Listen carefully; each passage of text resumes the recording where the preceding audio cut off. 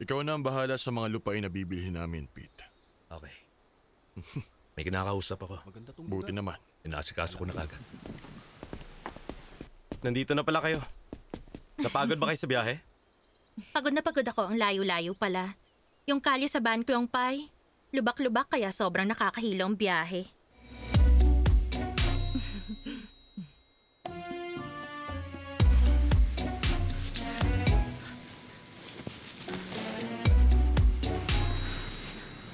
Ang dami-dami nilang bisita. Sino ba sila? Sabi ni Uncle Pete, pupunta daw sa farm ang mga kamag-anak nila at mga kaibigan ni Daniel. Yung mga taga-syudad na yun, ang dumalo sa probinsya?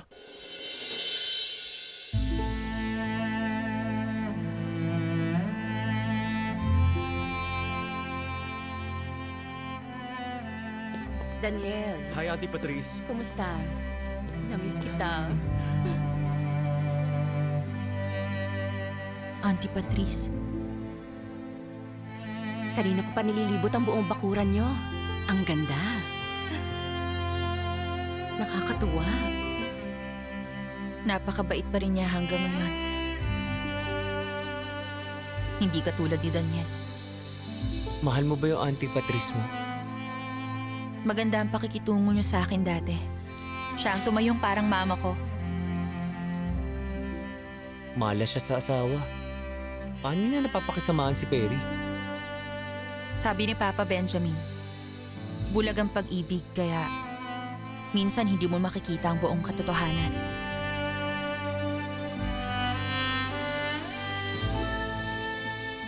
Ang farm ng Sarayot Pichay. Sobrang laki kaya worth the price. Kilala mo sa Daniel. Hindi yan magpapatalo. Di ba? Siyempre. Tingnan niyo yung mga kabayong binili ko na mula pa sa abroad. Ang gaganda nilang lahat. Lalo kayong hahanga. Wow. Sam, Jameson, feel at home kayo ha? Pwede nyo nang silipin ang mga kwarto nyo. Salamat po. Tara. Excuse us po. Uncle Perry, hindi niyo na dapat in-invite dito sina Sam at Jameson. Ayokong mga ugali nila eh. Bakit mo naman nasabi yan? Alam mo, si Sam, anak siya ng ambassador. Si Jameson, anak ng minister. Ganun dapat ang mga kaibigan ni Daniel. Dapat yung mga kauwi niya.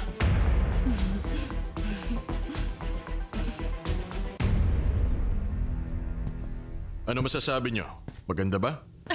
Alam niyo, yung kwarto niyong dalawa ang pinaka-private dito sa buong farm. Salamat. Sobrang saya namin dahil in-invite mo kami. Gusto ko rin kasi makapagpahinga itong si Rebecca. Nga pala, wala bang alikabok dun sa room namin? Kasi allergic ako eh. Ang mabuti pa, magpahinga ka na rin muna. Iidlip din kasi kami ng anak ko. Medyo napagod kami sa biyahe. Oh, sige. Hindi naman kayo uuwi? Oo naman. Opo. Okay. Feel at home lang kayo dyan.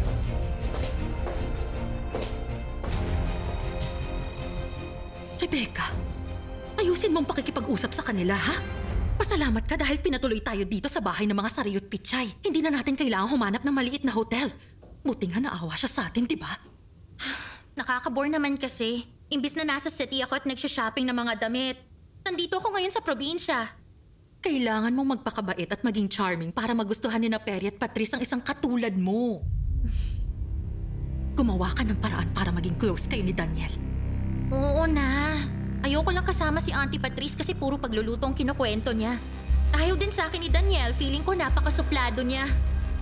Alam mo, matagal kasing nasa all-boys boarding school si Daniel. Kaya mailap yun sa mga babae. Ang laki na ng anak ko. Buti lumaki kang magandang dalaga. Kapag ikaw ang napiling pakasalan ni Daniel, ang lahat ng kayamanan ng mga Sarayut Pichay ay tuluyan na mapapasayo. Mag-isip ka nga. Gusto mo bang maging bisita lang nila? O gusto mong tawagin kang madam na maraming pera at kayamanan?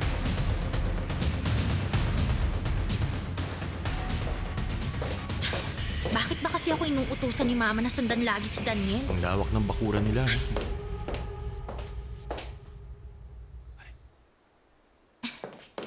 Nasaan si Daniel? Wala siya rito. Nasa kwadra ng kabayo. Alam mo, miss, ikaw ang pinakamaganda dito sa farm nila. Ha? Tingin ko nga, nagpapakyut lang siya sa atin eh. Kaya siya nakapula. Ang kapal niyong dalawa. Wala kayong pakialam kung anong kulay ang isuot ko. Alam mo, miss, kasalanan ng damit mo kaya nagkakaganto kami. Ang sexy mo, kaya napapatingin kami. Kung gusto ko magsuot ng red o ng yellow o kaya ng rainbow, wala na kayong pakialam. Buti pa, huwag na kayong magsalita para hindi mahalata na mga bastos kayo at pareho kayong fake na mayaman.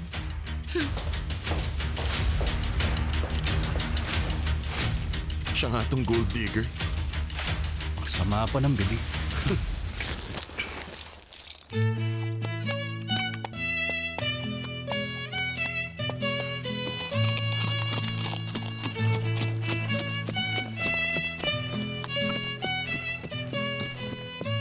Daniel! Wow!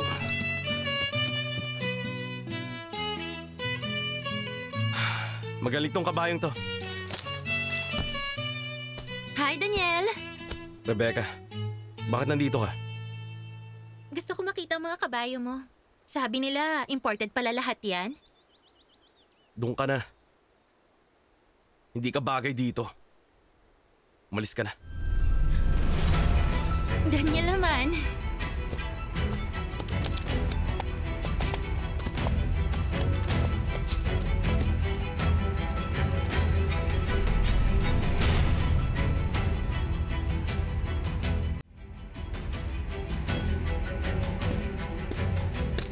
Daniel, mag-usap tayo.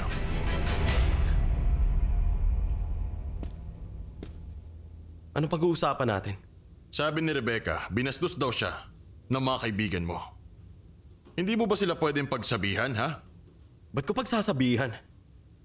Wala naman ako kaugnayan kay Rebecca.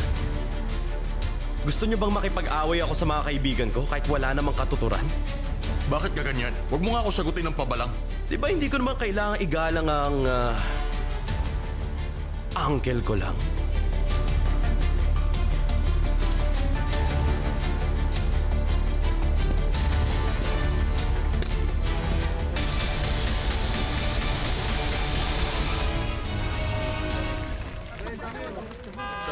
Ay, ako!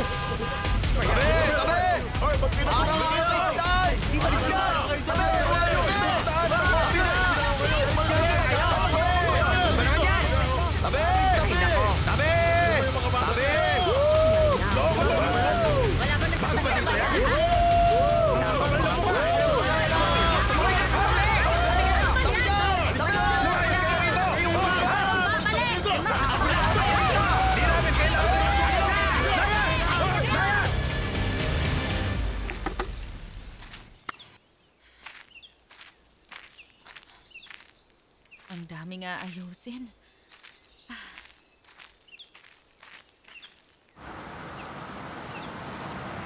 Uy, ihinto mo. Dali, dali, dali, dali. Bakit ba? May babae.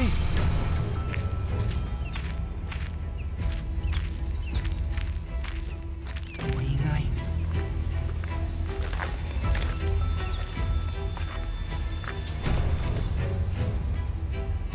Uy, ang ganda.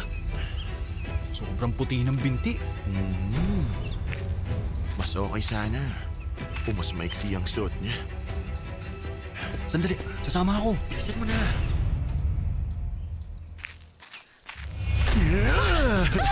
Hello, Miss Ganda. Nangunguha ka ng itlog? Ano ba? Gusto mong tulungan ka namin? O gusto mo? Ako nang kumuha. Bastos ka! Aray! Bitiwan mo! Hawakan mo mabuti! Hawak ko na nga eh! Bibitiwan! Buwisit ka! Matapang ka, ha? Serena! Kurt! Nakikinig ka, ha? Hoy! Sino ka ba, ha? Laban!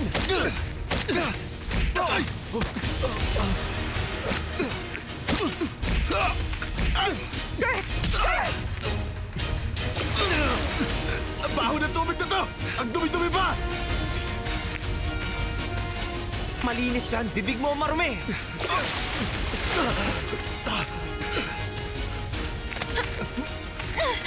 Ano ba? Kurt! Ingat ka! Serena!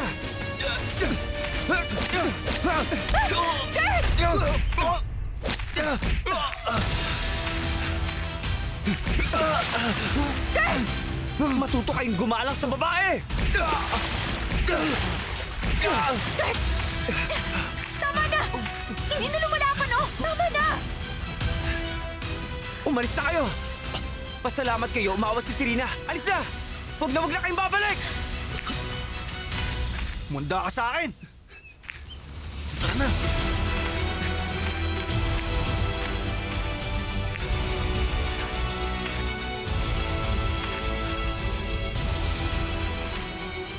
Ano, nasaktan ka ba? Hindi naman.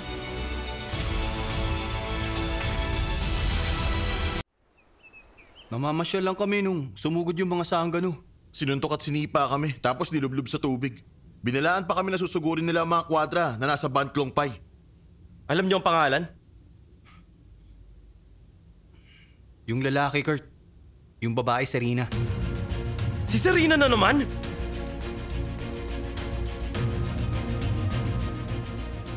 Baka nagkakamali kayo. Alamin din natin ang panig ng dalawang yun. Kami na nga itong nasaktan. Kami pa ba manloloko?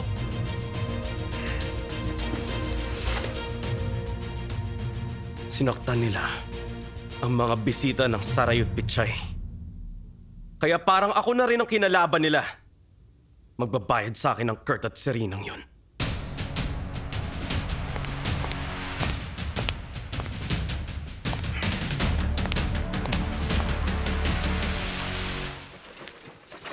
Saan ka pupunta, Serena? Doon lang po sa palengke.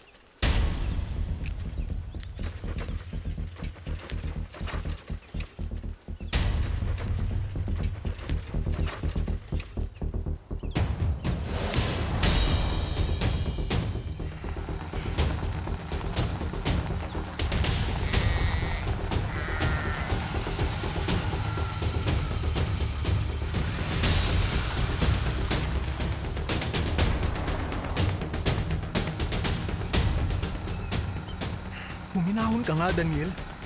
Humanda sila. Hindi ako papayag na maisahan nila.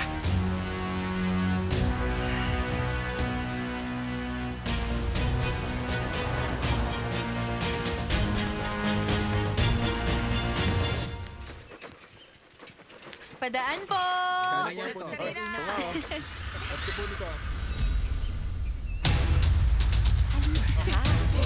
Sige, kuha mo ka niyan.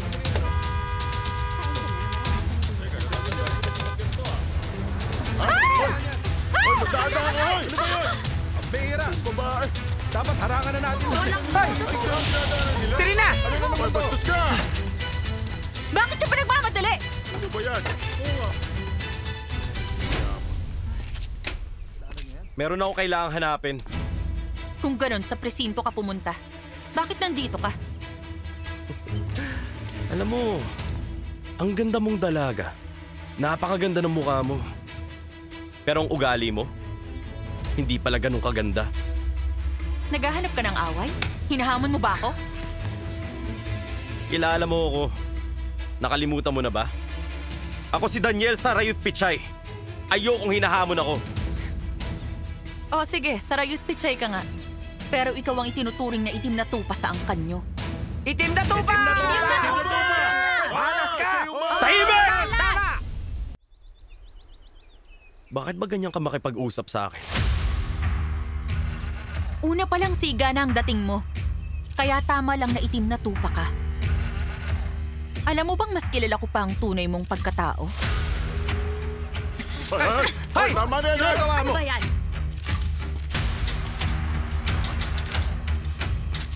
Magpaawat ka na, Daniel. Ako na ang kakausap. Nasaktan kasi sila Sam at Jameson. Sabi nila kayo ni Kurt ang may kagagawan. Yan ba ang sinabi nila? Pwede bang tanungin niyo uli yung mga duwag na kaibigan niyo? Yung mga sugat nila ang ebidensya. Kung hindi agad kayo aamin ni Kurt, humanda na kayo dahil magdedemanda ako. Wala kaming dapat aminin sa kahit sino. Sigurado ka? Kung gusto mo, gumanti ka na. Nagmamagaling na, Daniel. O sige. Hinahamon mo ako ah. Sakay na, Ivan.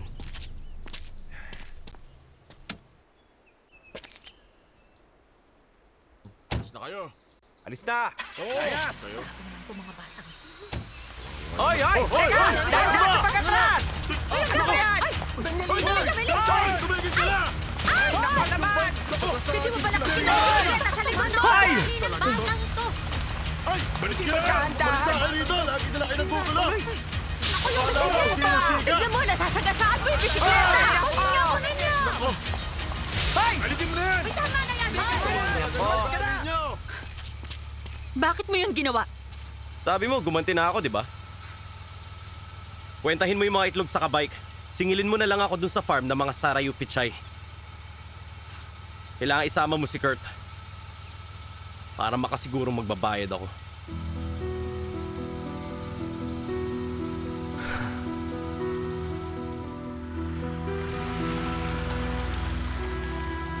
Alis na! Salbahe! Sama na ugali mo!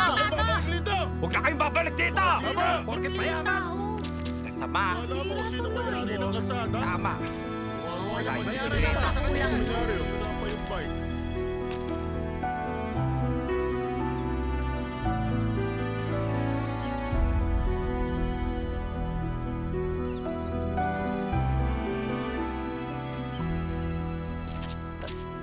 Saan po Serena! ba ako, Serena?